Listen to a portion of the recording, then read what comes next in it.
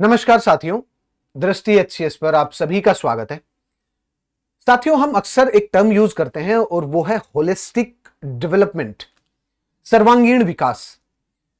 अब सर्वांगीण विकास को यदि हम अर्थव्यवस्था से कनेक्ट करके पढ़ें कि एक अर्थव्यवस्था के लिए सर्वांगीण विकास, होलिस्टिक डेवलपमेंट क्या हो सकता है, तो इसका मतलब यह है कि अर्थव्यवस्था में जो तीन पिलर्स हैं, एग्रीकल्चर हो गया, मैन्युफैक्चरिंग हो गया, सर्विस सेक्टर हो गया, इनमें भी जो सब सेक्टर्स हैं उनको पकड़ करके हम सभी का विकास करने का प्रयास करें ताकि एक सर्वांगीण विकास मतलब होलिस्टिक डेवलपमेंट हो सके।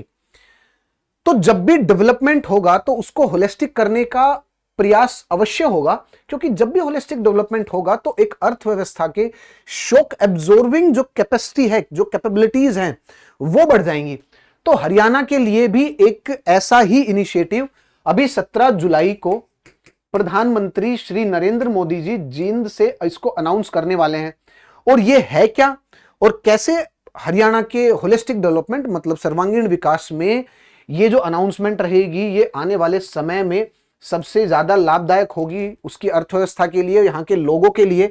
आज के सेशन में इन सब चीजों के बारे में हम लोग चर्चा करेंगे। साथियों, प्रधानमंत्री श्री नरेंद्र मोदी 17 जुलाई को जींद से हजारों करोड़ रुपए की परियोजनाओं का उद्घाटन और शिलान्यास करेंगे। अब ये क्या है, किन किन चीजों पे इन परियोजनाओं का फोकस रहेगा, उन सब चीजों के बारे में थोड़ी सी चर्चा करते हैं। साथियों, जो कोर फोकस होगा वो ट्रांसपोर्टेशन पे भी होगा, हेल्थ सेक्टर पे भी होगा, मतलब लॉजिस्टिक हो गया, सर्विस सेक्टर हेल्थ सेक्टर हो गया, कनेक्टिविटी रेल प्रोजेक्ट हो गया, टूरिज्म हो गया, सर्विस सेक्टर भी, मतलब अपने जो हरियाणा की जो अर्थव्यवस्था है उसके उसके जो पिलर्स हैं, उसमें जो पिलर्स हैं उनको सेलेक्ट करके और उनको डेवलप करने का, उनको विकसित करने का प्रयास किया जाएगा।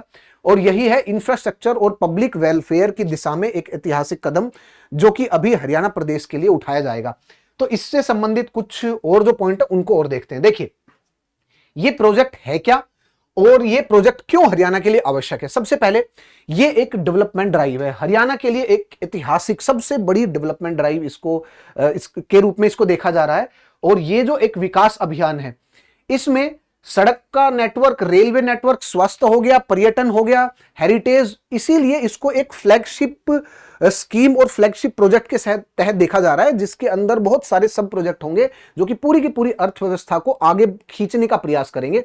आने वाले समय में जॉब्स भी जनरेट होंगी, हरियाणा जो प्रदेश उसमें पैसा भी आएगा, उसमें कनेक्टिविटी भी बढ़ेगी, उसमें विकास भी बढ़ेगा और इस विकास को कॉम्प्रिहेंसिव डेवलपमेंट के रूप में देखा जा रहा है। उसी में यह प्रोजेक्ट हरियाणा के लिए आवश्यक क्यों है, तो सबसे पहला पॉइंट तो यही है, होलिस्टिक डेवलपमेंट है, उसको सुनिश्चित करेगा ये। क्योंकि हरियाणा में भी कुछ क्षेत्र ऐसे हैं जिनका विकास है वो compare to the other region, दूसरे जब क्षेत्र उनके कंपैरिजन में देखते हैं तो वो थोड़ा सा कम है। जैसे कि वेस्टर्न पार्ट में हो गया, जैसे सिरसा हो गया, जैसे भिवानी हो गया, जैसे उसी के साथ साथ और भी जिले हो गए, उनमें कंपेयर टू द फरीदाबाद हो गया, गुड़गांव हो गया, इनका विकास, सोनीपत हो गया, इनमें पैसा भी ज्यादा, इनका विकास भी ज्यादा, क्योंकि मैन्युफैक्चरिंग भी है, एनसीआर रीजन के पास भी है, कैपिटल के पास भी है। तो इनका जो विकास है कंपेयर टू दीज रीजन वो थोड़ा सा स्लो है। यदि इनमें रेल कनेक्टिविटी बढ़ाया जाए, यदि इनमें रोडवे नेटवर्क, टूरिज्म हो गया, ट्रांसपोर्टेशन, उसी के साथ साथ स्मॉल मैन्युफैक्चरिंग यूनिट, यदि ये भी लगाई जाए सारी की सारी, तो हरियाणा का ऑल ओवर बैलेंस डेवलपमेंट हो पाएगा। इसी के संदर्भ में इस प्रोजेक्ट को एक आवश्यक प्रोजेक्ट देखा जा रहा है हरियाणा के रूप में। अच्छा, ये जो जिले हैं जैसे वेस्टर्न हरियाणा में हो गए, मतलब ये देखिए इधर, ये जो वेस्टर्न हरियाणा में इसी साइड में, और इसीलिए याद रखिएगा जींद में वो किया जा रहा है इसका उद्घाटन, शिलान्यास। क्यों? क्योंकि वेस्टर्न हरियाणा में भी विकास हो पाएगा जैसे जींद में किया जा रहा है। और वन ऑफ द रीजन के वेस्टर्न में क्यों है, क्योंकि वेस्ट में कंपेयर्ड टू दिस रीजन, जैसे ये जो यहां पर गुड़गांव हो गया, फरीदाबाद, इनका डेवलपमेंट ऑलरेडी, क्योंकि यहां पर प्राइवेट सेक्टर जो ऑलरेडी विकसित है। चलिए थोड़ा सा आगे चलते हैं। और अच्छा, इधर जो है ट्रेडिशनली खेतीबाड़ी वाला सेक्टर है कि अभी भी यहां पर खेतीबाड़ी प्रोमिनेंट है। चलिए आगे चलते हैं, थोड़ा सा और देखते हैं। देखिए, उसी के साथ साथ डीकंजेशन में भी हेल्प करेगा, कनेक्टिविटी बढ़ाएगा, क्योंकि जो ट्रैफिक की जो समस्या है कुछ एरिया में ज्यादा है, कुछ एरिया में इतना कंजेशन है ही नहीं। तो जहां पर नहीं है वहां पर रेलवे नेटवर्क, रोड नेटवर्क यदि विकसित हो तो उन रेलवे नेटवर्क और रोड नेटवर्क के चारों तरफ डेवलपमेंट हो सकता है। क्योंकि रोड जो नेटवर्क होता है उसमें बोलते हैं कि transit type of the development, corridor type of the development, ये सारे के सारे विकसित हो सकते हैं। रेलवे हो गई लाइन, उसके साइड में हो सकता है रोड हो गया, उसके साइड में हो सकता है डेवलपमेंट, मतलब दुकान खुल सकती है, फैक्ट्रियां खुल सकती हैं यदि ये नेटवर्क और कनेक्टिविटी नेटवर्क बढ़ते हैं तो। इसीलिए जो वेस्टर्न इंडिया है इसमें रेल और जो रोड नेटवर्क है उसके ऊपर विशेष तौर पर ध्यान दिया जाएगा। और वो कौन कौन से प्रोजेक्ट है उनके बारे में भी देखते हैं। चलिए देखिए, जो परिवहन और जो कनेक्टिविटी है उसके ऊपर विशेष तौर पर ध्यान दिया जाएगा, जैसे कि रेल प्रोजेक्ट हो गया।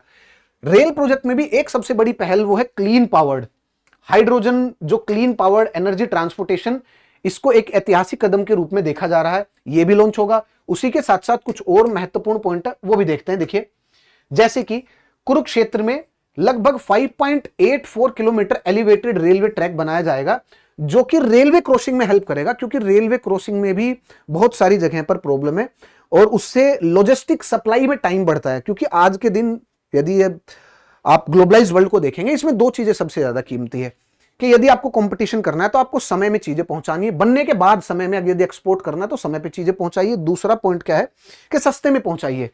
यदि आपकी ट्रांसपोर्टेशन में ज्यादा समय लगे, ज्यादा कॉस्ट लगे, तो आपका समय भी ज्यादा लगा, आपका सामान भी महंगा हो गया, तो चाइना से कंपीट कैसे कर पाएंगे। तो मान लीजिए हरियाणा में, गुरुग्राम में, फरीदाबाद में सामान बना, अब भविष्य में सिरसा, जींद, भिवानी यदि इनमें भी सामान बना, तो उसको जल्दी से यदि आपको एक्सपोर्ट करना है तो आपका लॉजिस्टिक बहुत स्ट्रॉन्ग और फास्ट होना चाहिए।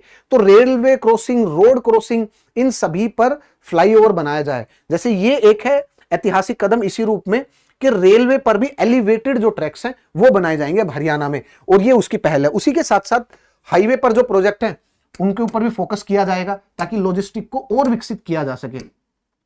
एक मिनट रुकिए, लॉजिस्टिक को और विकसित किया जा सके हाईवे प्रोजेक्ट, जैसे कि अंबाला में काला अंब जो रीजन है वहां पर ग्रीनफील्ड प्रोजेक्ट उसको लॉन्च किया जाएगा। ये ग्रीनफील्ड प्रोजेक्ट है काला अंब में, इसको लॉन्च किया जाएगा जहां पर 4 लेन कॉरिडोर बनाएगा, जिससे लॉजिस्टिक की मूवमेंट बहुत फास्ट होगी, सामान की मूवमेंट एक जगह से दूसरी जगह फास्ट होगी। दिल्ली कतरा एक्सप्रेसवे, जिससे जींद और जो गोहाना है NH 352A, ये वेस्टर्न उसमें है हरियाणा में, इसको भी आगे बढ़ाया जाएगा। और Hisar Barwala 4 line Bikaner Shivani Sonipat road connectivity, इसके ऊपर भी ध्यान दिया जाएगा। उसी के साथ साथ जो हेल्थ केयर है, मतलब मेडिकल कॉलेज है, उनका भी उद्घाटन होगा। जैसे कि आप देखिए, स्वास्थ्य और शिक्षा के क्षेत्र में मेडिकल जो फैसिलिटीज है उसका भी विस्तार होगा। ह्यूमन कैपिटल को भी बढ़ावा मिलेगा। जैसे उदाहरण के तौर पर कुछ नए मेडिकल कॉलेज हैं, नए मेडिकल कॉलेज जैसे स्थानीय नागरिकों के लिए तुरंत बेहतर और सुलभ चिकित्सा सुविधाएं ये तो प्रोवाइड कराई जाएगी, उसी के लिए कुछ मेडिकल कॉलेज का उद्घाटन होगा। जैसे इस क्षेत्र में युवाओं के लिए मेडिकल एजुकेशन, उसको भी प्रोत्साहन दिया जाएगा, उनका भी अवसर मिलेगा। उसी के साथ साथ मेडिकल कॉलेज खोलने के साथ साथ पर्यटन के जो क्षेत्र है उस पर भी फोकस किया जाएगा। जैसे कुरुक्षेत्र में जो मॉडर्न सिख म्यूजियम है उसका शिलान्यास किया जाएगा। और इसमें क्या होगा कि in order to focus the tourism, 10 जो सिख गुरुओं हैं उनके जीवन के लिए उनकी क्या शिक्षाएं रही, इन सबसे संबंधित एक वर्चुअल गैलरी बनेगी कुरुक्षेत्र में। शोध और इतिहास के लिए आधुनिक डिजिटल एक लाइब्रेरी बनेगी। और क्या है, यहां पर लाइट और साउंड शो होगा पूरा, जैसे पर्यटकों के लिए, ताकि उनको आकर्षित किया जा सके। ये सारी की सारी चीजें किस चीज के लिए, ताकि रिलीजियस टूरिज्म को हरियाणा में प्रमोट किया जा सके, हेरिटेज टूरिज्म को हरियाणा में प्रमोट किया जा सके, और ये सर्विस सेक्टर को प्रमोट करने के लिए एक पहल है।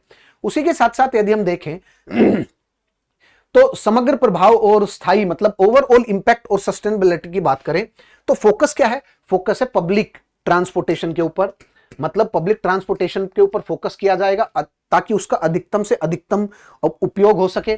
तो पहले इसको डेवलप करना पड़ेगा, तभी तो उसको उपयोग होगा। फ्यूल कंजर्वेशन पे और एनवायरमेंटल सस्टेनेबिलिटी पे। और जींद में जो आयोजित रैली होगी ये पूरी तरीके से इको फ्रेंडली होगी, इसी चीज को दर्शाने के लिए कि सस्टेनेबिलिटी पे भी, एनवायरमेंट जो सस्टेनेबिलिटी है उसके ऊपर भी फोकस किया जाएगा।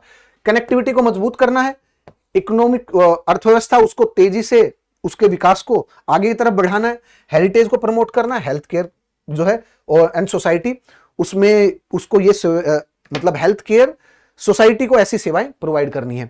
सो साथियों, ये था आज का सेशन जिसमें हमने डिस्कस किया कि ये सारे के सारे जो प्रोजेक्ट है हरियाणा में कॉम्प्रिहेंसिव डेवलपमेंट को इंश्योर करने के लिए लाए जा रहे हैं, जिसको हम हिंदी में बोलते हैं सर्वांगीण विकास। साथियों, सेशन आपको कैसा लगा कमेंट सेक्शन में जरूर बताइएगा। और आज के सेशन में इतना ही। Thank you very much. Jai Hind, जय भारत, नमस्कार। अब एग्जाम की तैयारी को और बेहतर करने के लिए हमारे चैनल को लाइक, शेयर और सब्सक्राइब करना ना भूलें।